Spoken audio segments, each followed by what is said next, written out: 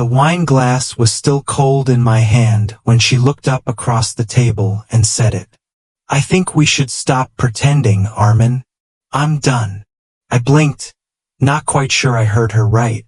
Outside, the city lights sparkled beyond the restaurant windows, casting their reflections onto the polished glass table between us. The candles on the cake flickered gently, waiting for me to blow them out.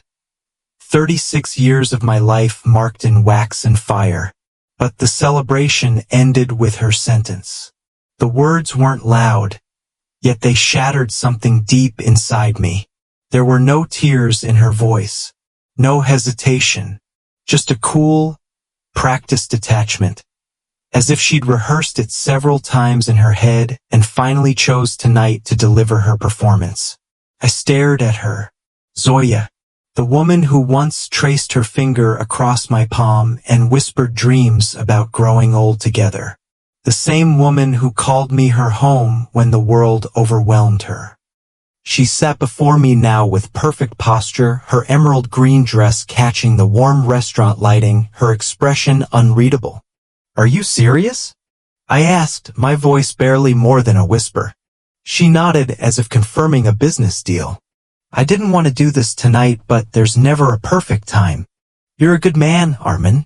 I mean that. But I've changed. I need something else now. I felt the floor shift beneath me. Not literally, but emotionally. Like someone had pulled the center out from under me. The couple sitting beside us paused mid-fork. A waiter in a black vest froze just a few steps away. The world had stopped moving, waiting for the scene to unfold like some dramatic soap opera. They expected shouting, maybe a thrown drink. They wanted spectacle. But I stayed still. Something else, I repeated, blinking away the sting in my eyes. Or someone else? She said nothing. Her silence was louder than anything she could have said. I felt something inside me start to crack, not all at once, but like a slow fracture traveling through glass. Controlled. Silent. Dangerous. Zoya exhaled. Please don't make this dramatic. It's been coming for a while. You just didn't want to see it. That was the part that hurt the most. The way she made me sound like a blind fool. Like the love I'd held onto, the moments I'd fought for, were just my delusions. Her tone was composed, calculated. She didn't look at me like someone letting go of years of memories. She looked at me like someone handing back a borrowed item they no longer needed. I managed a breath. Why now? Why tonight? My birthday, Zoya? She shrugged, her discomfort finally showing for the briefest second. I needed to say it when I knew I wouldn't back out. I have plans tomorrow. I almost laughed. Plans? I asked. With him. Her silence confirmed it. And in that moment I wasn't just heartbroken. I was humiliated. The candles still flickered on the cake. A small, ridiculous cake she had insisted on ordering because we should celebrate, even in small ways. I looked at it then like it was mocking me. A prop in a performance I didn't know I was a character in. For a moment I thought about shouting, about demanding answers, about asking how someone who once said she couldn't sleep without hearing my heartbeat had turned into this stranger. But I didn't. I leaned forward and blew out the candles one by one. Slowly, carefully. I didn't make a wish. The waiter cleared the table quietly, avoiding eye contact. I stood, slipped on my coat, left a generous tip, and walked away. Zoya remained at the table, her expression unchanged. She didn't call after me. She didn't stop me. Outside, the night air was colder than expected. Or maybe I just felt exposed. The wind cut against my skin. The buildings blurred under the pressure behind my eyes. But I didn't cry. Not yet. I just walked. I didn't know where I was going. But I kept moving. Because standing still felt like agreeing with her that it was over, that I wasn't enough. Somewhere between streetlights and side streets, I made it back home. Our home? No. My home now. I stepped inside and stared at the space we had shared. The framed photos, the couch where we'd once made plans.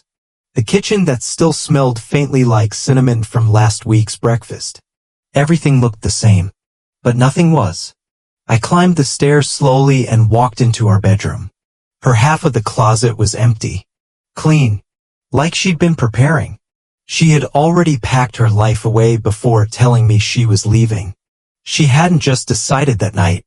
She had been gone long before she said the words. I stood there for a long time, staring at the hollow space beside my clothes, the hangers gently swaying from a breeze I couldn't feel. And when I finally sat down on the edge of the bed, I let the quiet speak the truth I hadn't wanted to admit. She didn't leave because I failed her. She left because she never planned to stay. We weren't rich when we met. Not even close. But we were hopeful, and sometimes that feels richer than anything money can buy. Zoya walked into my life like a spark in a quiet room. She was full of ideas, full of color, full of fire. Her dreams were messy and beautiful, fashion line one week, poetry cafe the next. She wanted the world and had no idea how she'd get there. I didn't mind. I wasn't the kind of man who needed a detailed map. I just needed her hand in mine. She used to say I was her calm. The person she could come back to when the world overwhelmed her. She said my silence felt safe. I believed her. We rented a tiny one-bedroom flat back then. The kind where you could hear every argument through the walls, every water pipe groan, and every neighbor's TV show. But we made it our own. A mattress on the floor. A shared wardrobe. Books stacked against the wall because we couldn't afford shelves. Nights spent cooking rice and lentils with whatever spices we had. We were broke. But we were building something that felt solid. When her mother got sick, everything changed. I still remember the way Zoya crumbled the first night we got the news. The way she clung to me in the hospital corridor, trembling and gasping like the air itself had betrayed her. I didn't try to fix it. I just held her and I didn't let go. I was there every week, driving her to chemo appointments, sleeping on stiff hospital chairs, standing beside her while her mother's body weakened but her spirit held on stubbornly. I was the one who reminded Zoya to eat, to sleep, to breathe.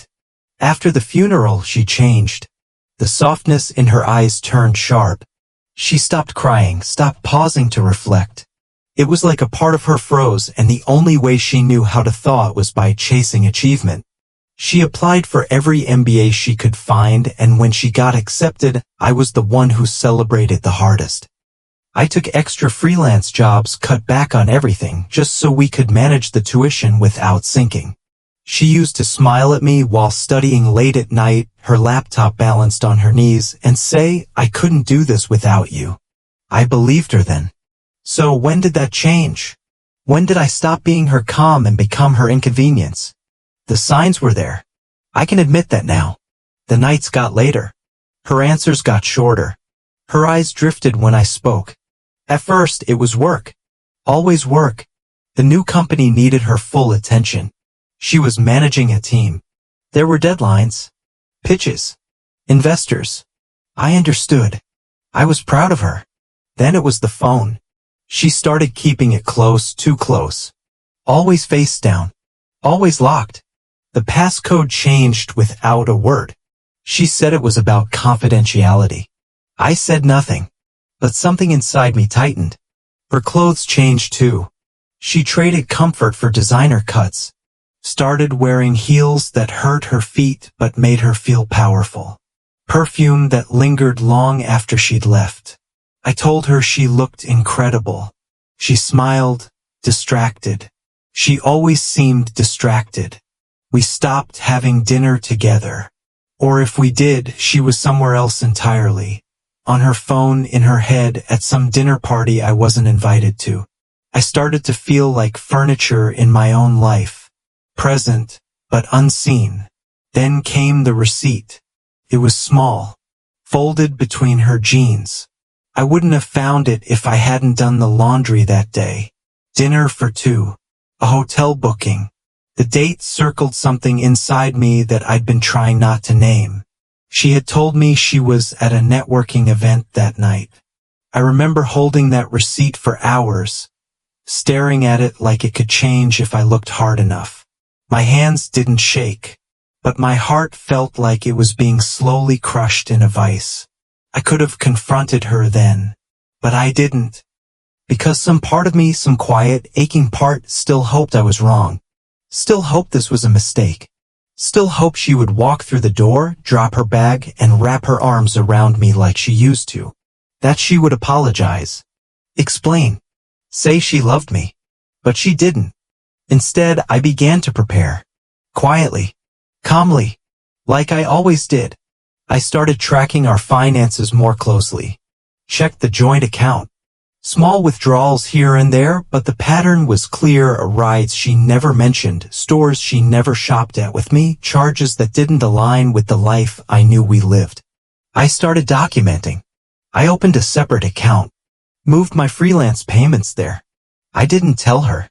And she didn't notice. She didn't ask why the rent wasn't debiting from our shared account anymore. She didn't ask where my income had gone. She didn't ask about me at all.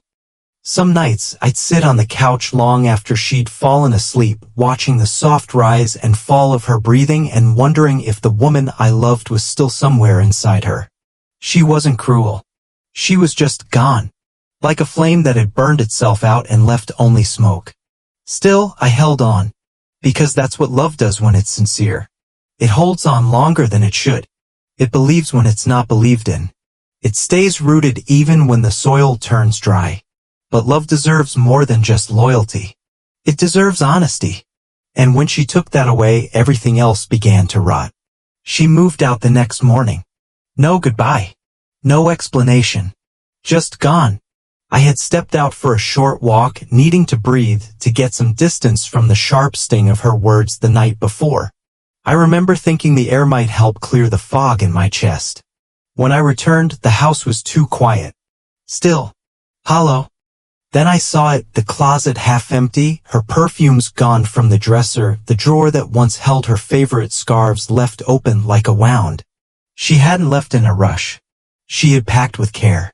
Thoughtfully. Quietly. She had known for days. Maybe weeks. Maybe months. And I had no idea. There was no letter. No text. Not even a note on the kitchen counter. Just silence. The kind of silence that feels like punishment. I didn't collapse. I didn't scream. I didn't rage through the house like a man scorned. I sat on the edge of the bed we used to share and stared at the space where her clothes had been. And I breathed. Slow. Deep. Steady. Because if I let the grief rush in too fast, I wasn't sure I'd come back from it. Instead, I stood up and walked to my desk. I opened my laptop. And I began. I had been hurting for a long time. Silently. Intuitively. Holding my breath between glances. Reading between the lines of her text messages. Swallowing doubt with every late night and unexplained charge. Now I put it all in a folder. Click by click. Screenshot by screenshot. Transaction logs. Credit card statements. Restaurant bills with dates I knew she wasn't home. Her laughter with someone else folded into numbers and timelines. Each file was a truth I had chosen not to see when I still loved her enough to lie to myself. Now I couldn't afford that luxury. The next day, I sat in a quiet office across from a lawyer. Her name was Sarah. Sharp. Measured. No patience for theatrics. I handed her a flash drive. I don't want revenge, I said quietly. But I do want what's fair. I want to protect what I've built. She nodded. Opened the files.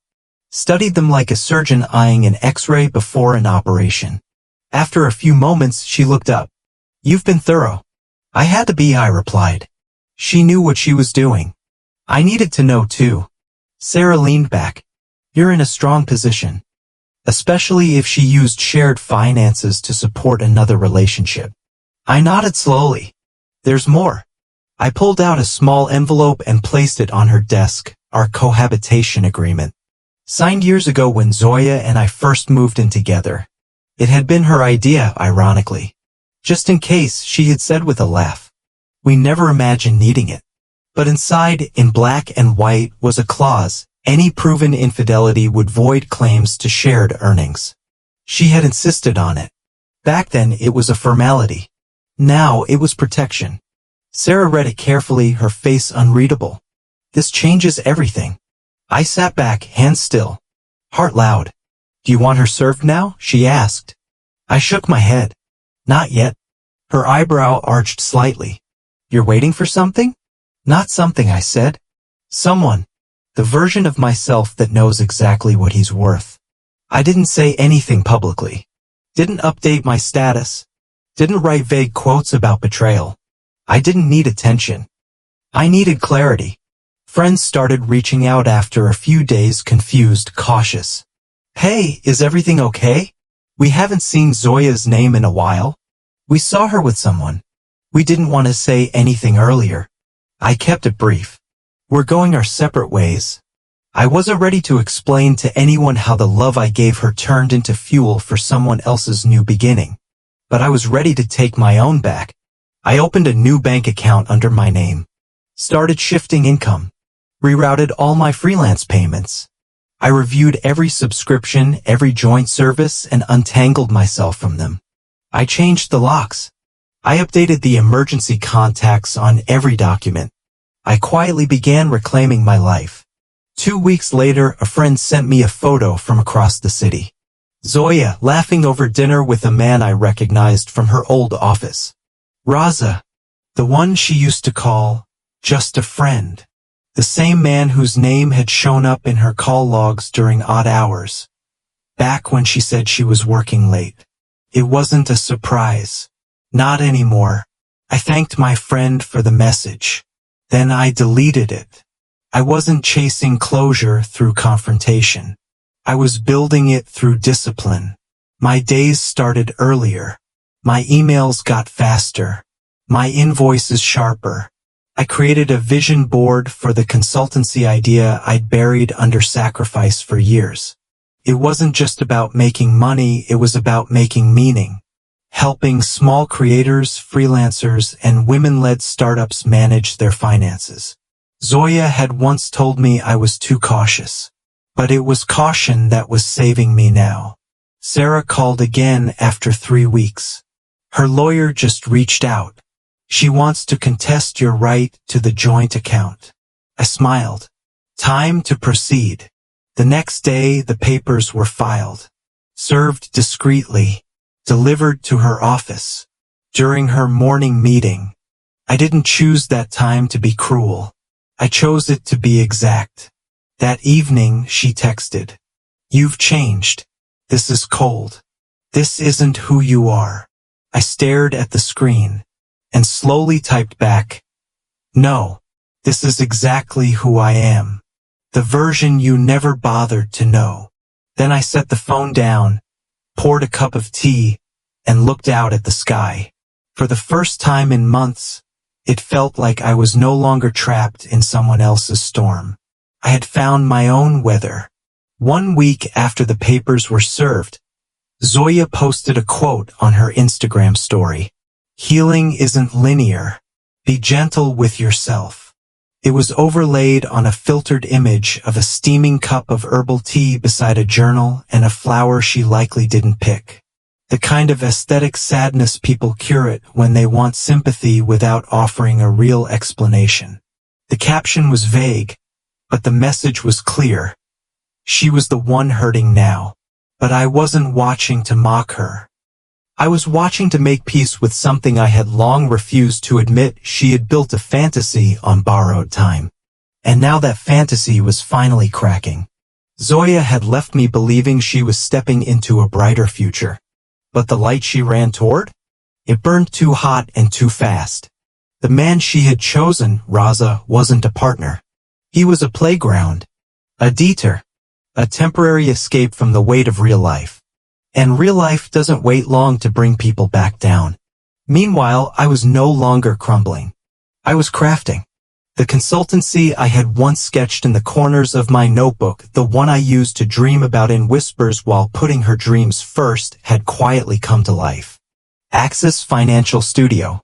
A name that felt like direction. Like balance.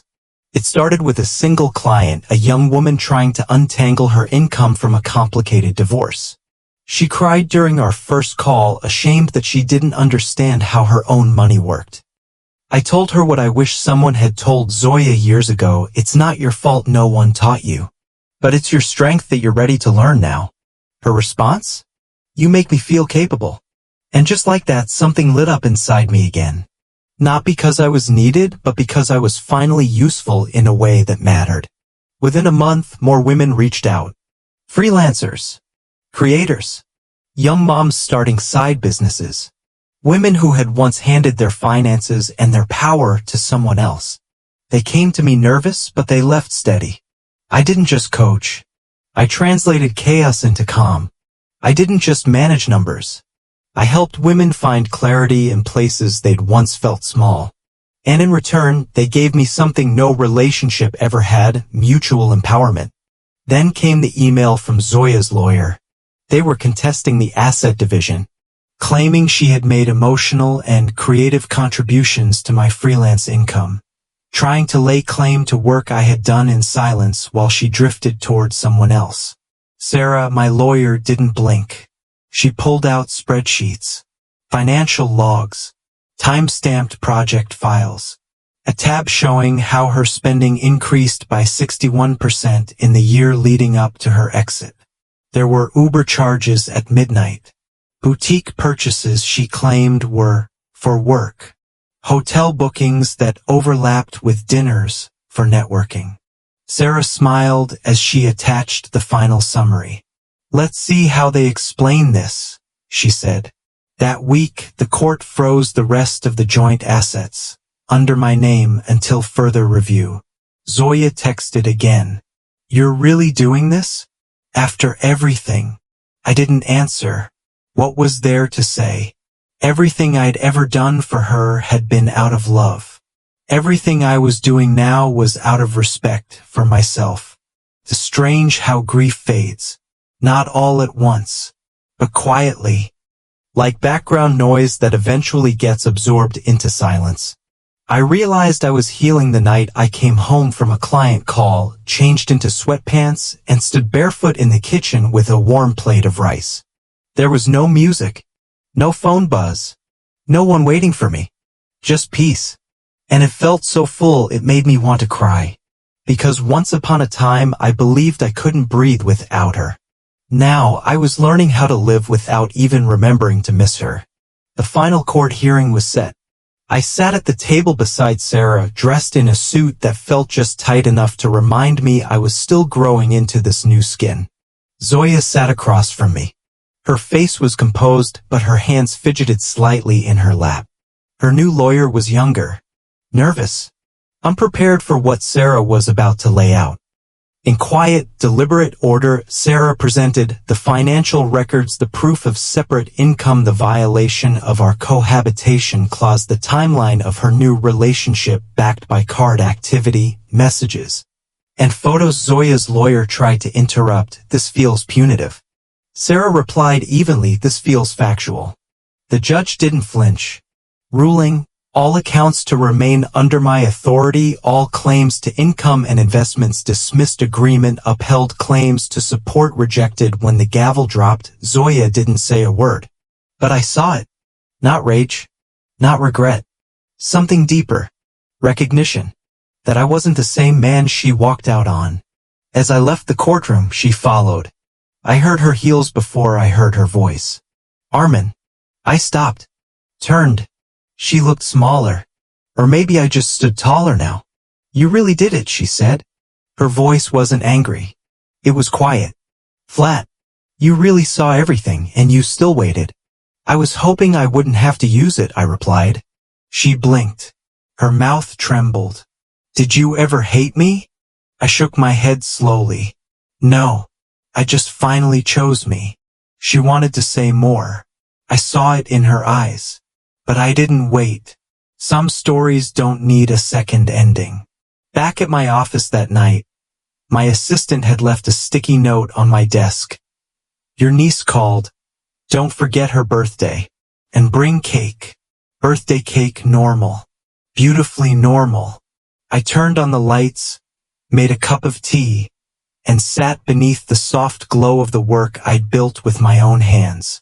For the first time in years, I didn't feel abandoned. I felt anchored.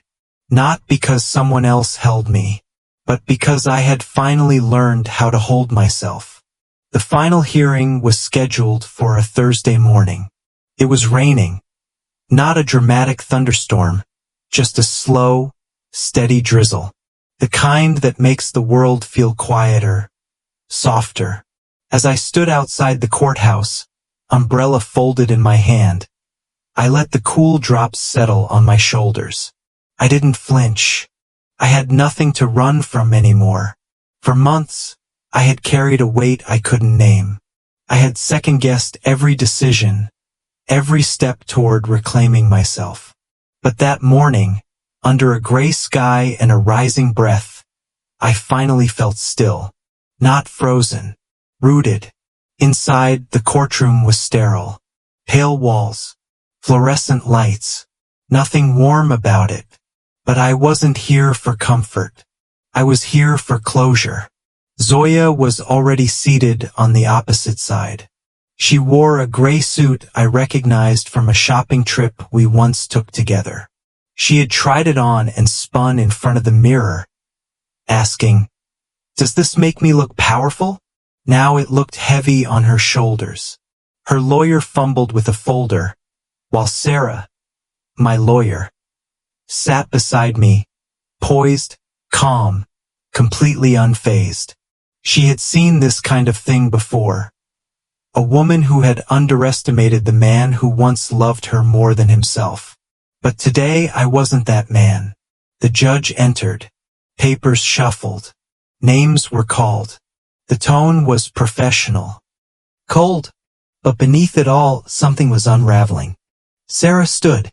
"Your Honor, we submit the final financial report. It includes proof of separate income sources, violation of the cohabitation clause, and documented misuse of shared funds, including expenses related to a personal relationship conducted during the course of the agreement." She handed over a stack of folders. The room fell still. Zoya's lawyer stood quickly, tone defensive. "Your Honor, we'd like to argue that this clause is outdated. This was a non-marital relationship." The judge raised her hand.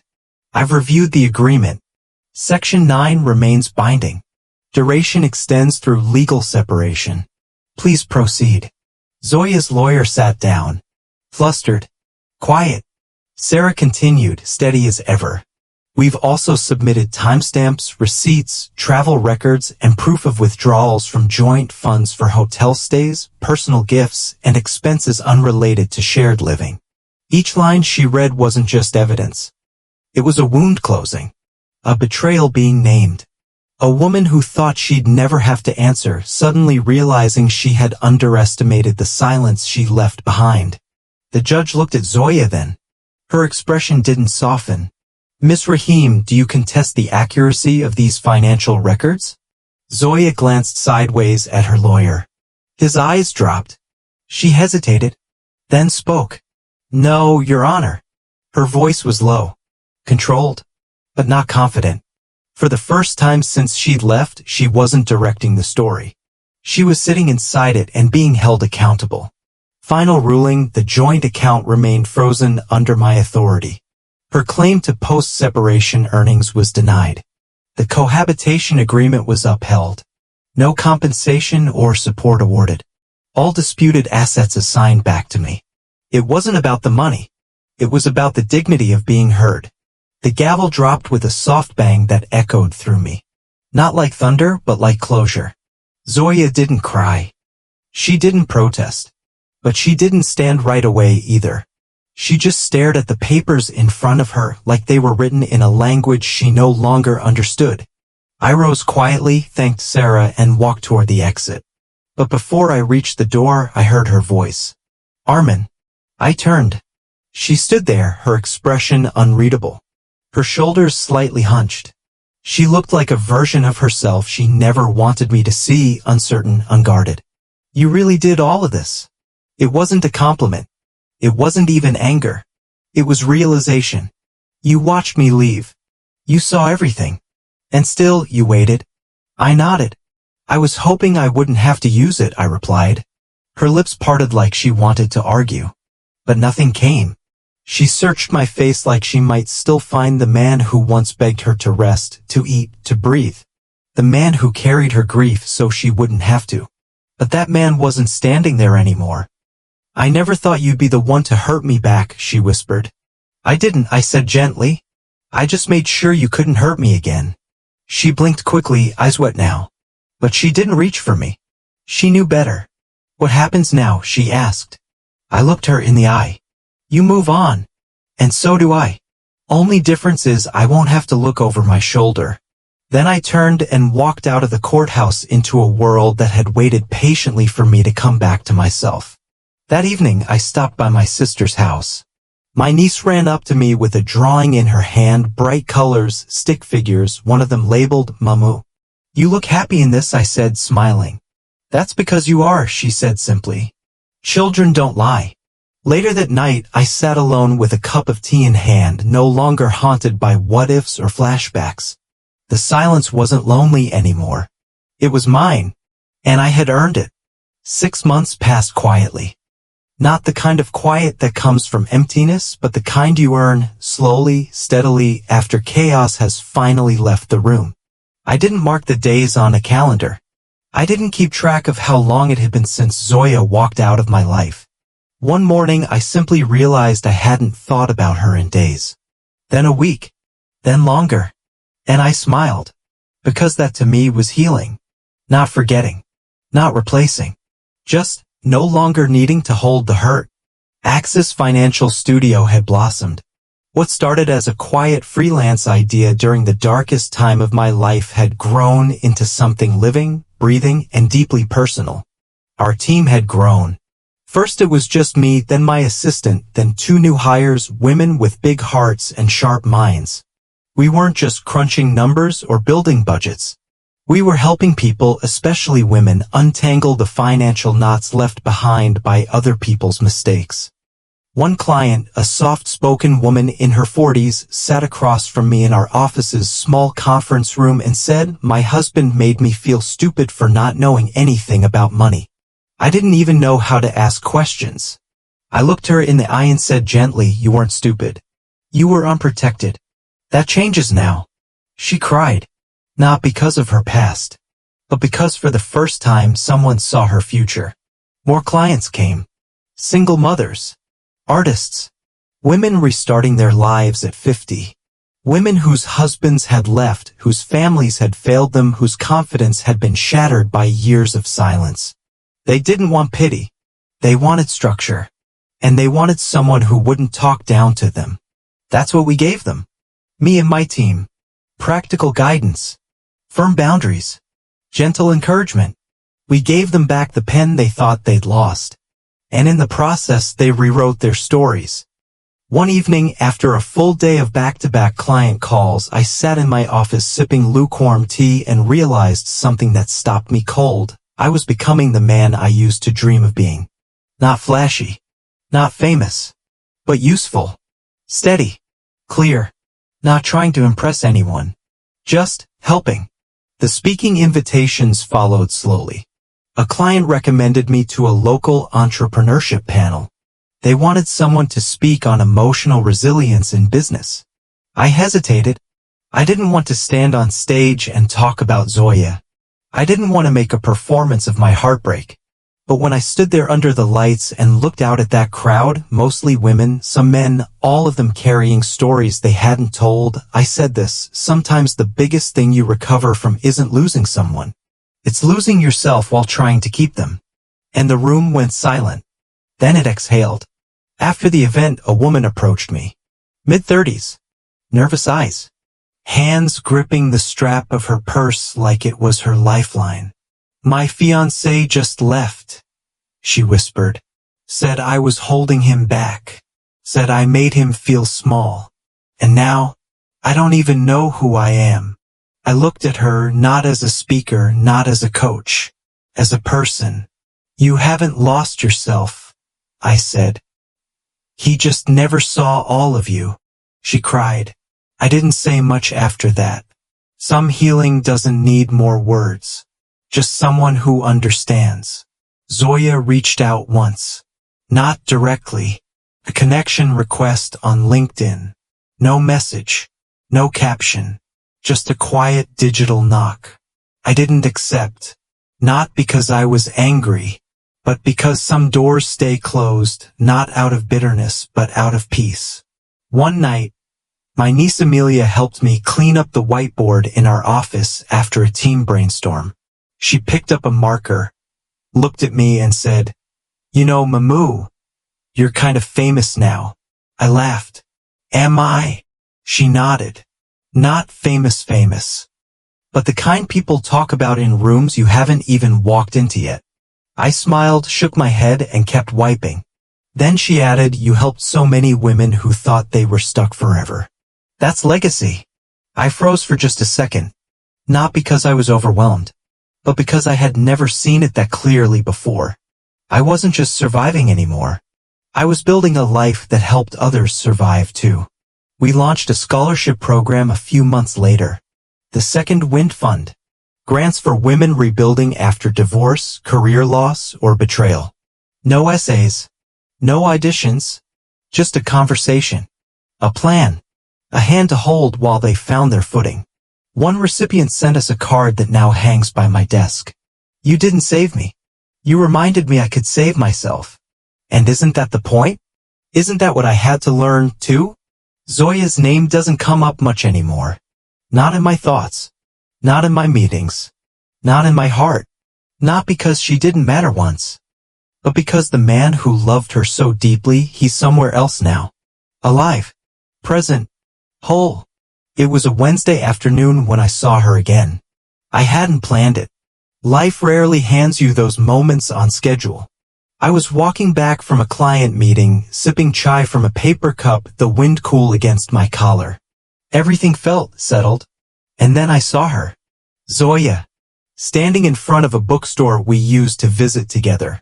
The one where she'd once spent hours flipping through design magazines, tracing the corners of pages and saying, "Someday, I'll make something that lives in here." She looked smaller now. She wasn't the glowing, untouchable woman who had once left me behind like unfinished business. She looked like someone searching for clarity, for courage, maybe just for a version of herself she'd misplaced. I stood across the street and watched in silence. Not with anger. Not with sadness. With understanding. She didn't see me. She stood outside the glass window for a while, then slowly pulled out her phone. She typed something. Stared at it. Then erased it before pressing send.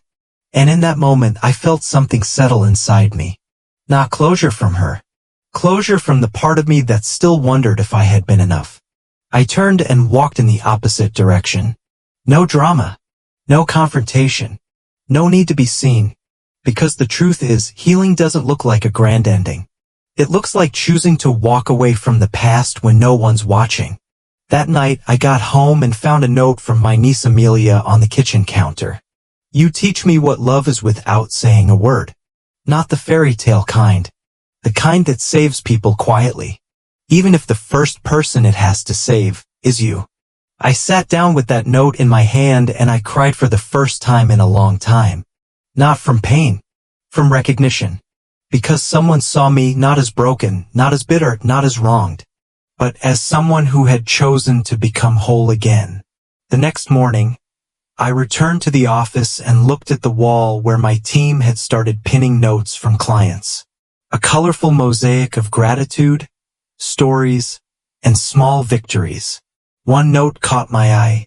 It said, "You made me feel smart again. Like I belong in a room I used to shrink inside."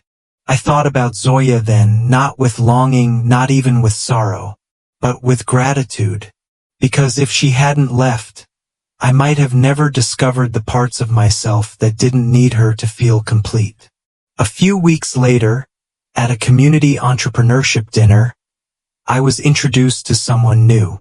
A woman who asked about Axis, about what we did. Her voice was warm. Her eyes were steady. When I told her, she smiled and said, "That's rare. A man who builds things that help women rise." I smiled back, not as a man trying to impress, but as a man who finally knew who he was with or without applause.